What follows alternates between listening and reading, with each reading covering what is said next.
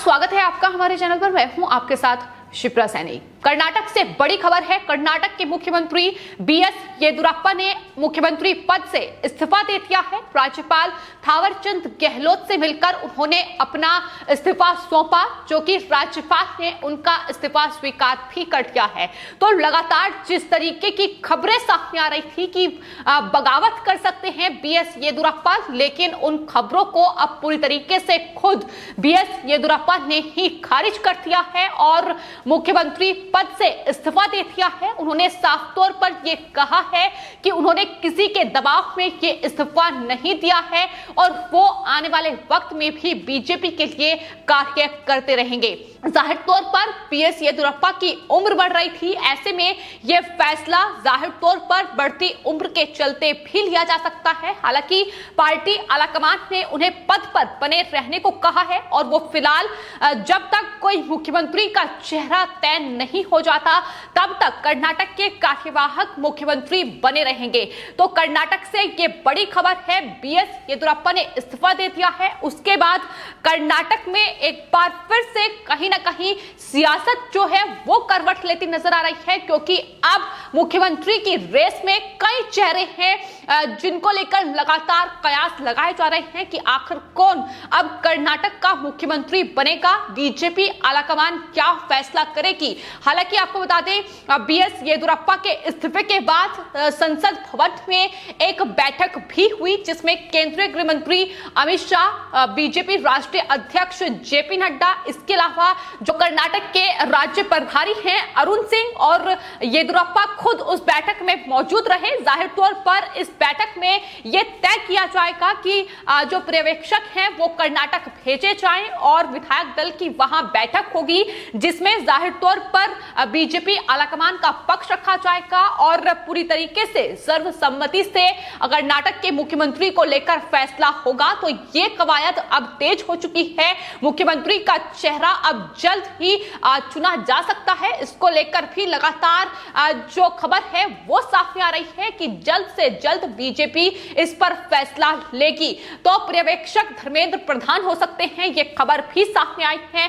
तो आपको बता दें कर्नाटक के मुख्यमंत्री की रेस में अब कई नाम सामने आ रहे हैं, जिसमें बीएल संतोष भी शामिल हैं, जो कि अभी फिलहाल में बीजेपी के राष्ट्रीय संयुक्त महासचिव हैं। इसके अलावा प्रहलाद जोशी जो कि केंद्रीय मंत्री हैं, उनका नाम भी लगातार सामने आ रहा है। तो ये तमाम नाम हैं जो लगातार सामने आ रहे हैं। हालांकि किस नाम पर मोहर लगेगी ये देखना होगा, लेकिन फिलहाल बीएस येदियुरप्पा ने मुख्यमंत्री पद से इस्तीफा दिया है। ये वो नेता हैं जो 4 बार कर्नाटक के मुख्यमंत्री रह चुके हैं और जाहिर तौर पर दक्षिण भारत में खासतौर पर कर्नाटक में अगर बात की जाए तो बीजेपी का वर्चस्व बढ़ाने में इन्होंने अहम भूमिका निभाई है और लगातार वहां लोगों के बीच जो है वो उनकी अच्छी पकड़ है।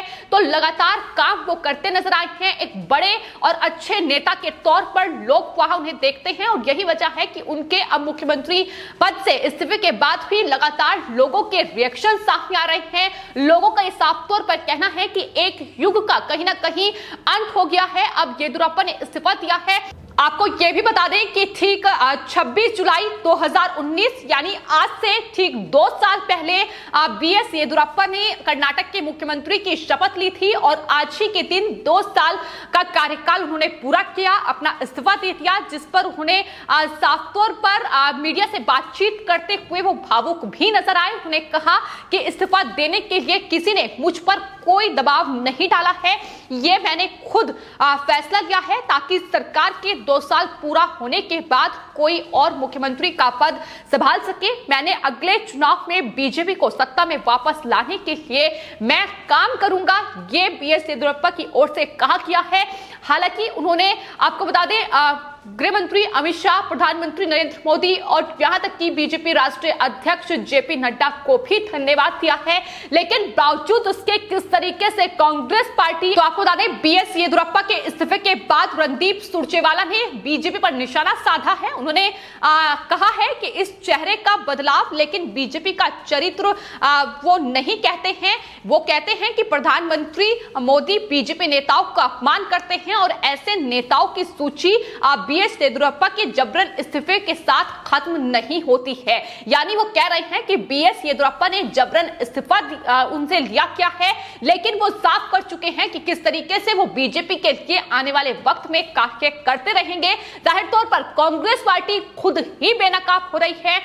बौखलाहट जयवीर शेरगिल की भी सामने आई है, जो कि कांग्रेस पार्टी के नेता हैं। उन्होंने लिखा है कि जिस येदियुरप्पा ने दक्षिण में बीजेपी को सत्ता का मार्ग दिखाया, बीजेपी ने उन्हें मार्गदर्शक मंडल का मार्ग दिखा दिया है। हालांकि कांग्रेस पार्टी को जवाब अब इन ट्वीट पर लोग भी दे रहे हैं कि दरअसल कांग्रेस पार्टी को बीजेपी की ज्यादा चिंता है बजाय अपनी पार्टी की चिंता करने के, क्योंकि पंजाब में जो कुछ हो रहा है वो पूरा देश देख रहा है। पंजाब कांग्रेस पार्टी से नहीं संभल रहा है, लेकिन बीजेपी पर तंज कसने का कोई मौका कांग्रेस पार्टी नहीं छोड़ रही है। तो फिलहाल बीएस येदियुरप्पा के इस्तीफे के बाद अब कर्नाटक का मुख्यमंत्री कौन होगा, इसको लेकर ही लगातार अटकलों का दौर जारी है।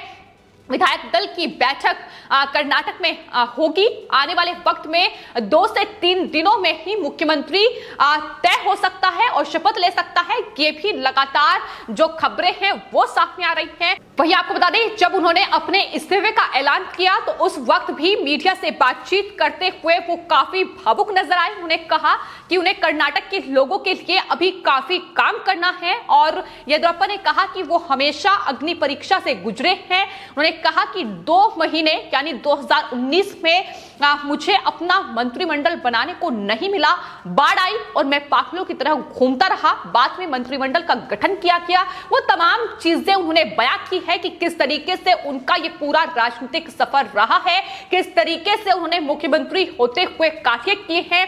आपको ये बता दें कि साल 2019 में जब बीजेपी कर्नाटक में सत्ता में आई तो करीब 1 महीने की हलचल के बाद बीजेपी नेता बीएस येदियुरप्पा ने 26 जुलाई 2019 को मुख्यमंत्री पद की शपथ ली थी और शपथ के साथ ही उन्होंने चौथी बार मुख्यमंत्री पद की कमान संभाली थी। लेकिन अब वो जो ये कार्यकाल है सिर्फ 2 साल ही पूरा कर पाए। उन्होंने अपने पद से इस्तीफा दे दिया है। और तो जिस तरीके से कांग्रेस पार्टी की ओर से लगातार ये भ्रम फैलाया जा रहा था कि वो बगावत कर सकते हैं और तमाम अलग अलग जो खबरें थी वो लगातार मीडिया में चल रही थी, लेकिन अब बीएस येदियुरप्पा के मुख्यमंत्री पद से इस्तीफे के बाद जो कांग्रेस पार्टी की बौखलाहट सामने आई है उसका जवाब बीजेपी कर्नाटक की ओर से ट्वीट करते हुए बखूबी तरीके से कांग्रेस पार्टी को दिया गया है। उन्होंने ट्वीट किया है और ट्वीट करते हुए ये लिखा है कि कांग्रेस बीएस येदियुरप्पा की विदाई का फायदा उठाना चाह रही है। येदियुरप्पा कर्नाटक बीजेपी के भीष्म हैं, ये साफ तौर पर बीजेपी की ओर से कहा गया है। उन्होंने कहा है कि पार्टी की स्मृति के लिए कड़ी मेहनत करने वाले येदियुरप्पा पार्टी अनुशासन के अधीन आत्म इच्छा और जिम्मेदारी से सिर्फ मुक्त हुए हैं। बीजेपी के लिए वो अभी भी कार्य करते रहेंगे। एक और ट्वीट उनकी तरफ से किया गया है जिसमें उन्होंने लिखा है कि बीएस येदियुरप्पा बीजेपी के अनुशासक हैं। उन्होंने अपने फैसले को पार्टी की विचारधारा और आंतरिक अनुशासन के अधीन घोषित किया है। कांग्रेस को यह समझना चाहिए कि बीजेपी गांधी परिवार के गुलामों से भाषण मांगने की स्थिति में नहीं है। जो कांग्रेस पार्टी लगातार बीएस येदियुरप्पा के इस्तीफे पर भी सियासत करने की कोशिश कर रही है, उन्हें करारा जवाब बीजेपी कर्नाटक की ओर से दिया गया है कि ये जो कांग्रेस पार्टी कहीं ना कहीं अब बीएस येदियुरप्पा और बीजेपी आलाकमान में फूट डालने की कोशिश कर रही है। दरअसल वो ये कोशिश ना ही करे तो बेहतर होगा, क्योंकि बीएस येदियुरप्पा बीजेपी के लिए कर्नाटक में और दक्षिण भारत में कार्य करते रहेंगे।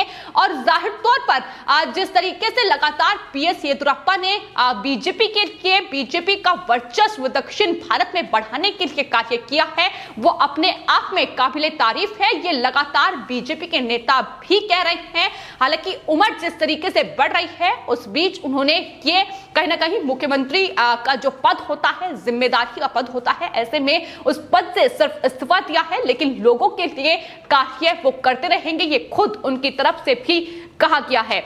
अगर बीएस येदियुरप्पा के राजनीतिक सफर की बात की जाए तो आपको बता दें आरएसएस यानी राष्ट्रीय स्वयंसेवक से उन्होंने अपने राजनीतिक सफर की शुरुआत महज 15 साल की उम्र में की थी और उसके बाद उन्होंने बीजेपी का दामन थामा। अगर कर्नाटक और देश के किसी भी दक्षिण राज्य में बीजेपी को पहली बार सत्ता में लाने का श्रेय भी बीएस येदियुरप्पा को ही जाता है। हालांकि उस बीच कहीं ना कहीं पार्टी में उनके मतभेद भी सामने आए, जिसके बाद उन्हें 2011 में मुख्यमंत्री पद से हटाए जाने के बाद येदियुरप्पा ने एक अलग पार्टी बनाने का फैसला किया। कर्नाटक जनता पक्ष के नाम से उन्होंने पार्टी की स्थापना की, लेकिन लोकसभा के 2014 में जो चुनाव हुए उन्होंने एक बार फिर से बीजेपी का दामन थामा और उसके बाद से लगातार जो बीजेपी ने कर्नाटक विधानसभा में जीत हासिल की है उसका श्रेय भी येदियुरप्पा को ही जाता है।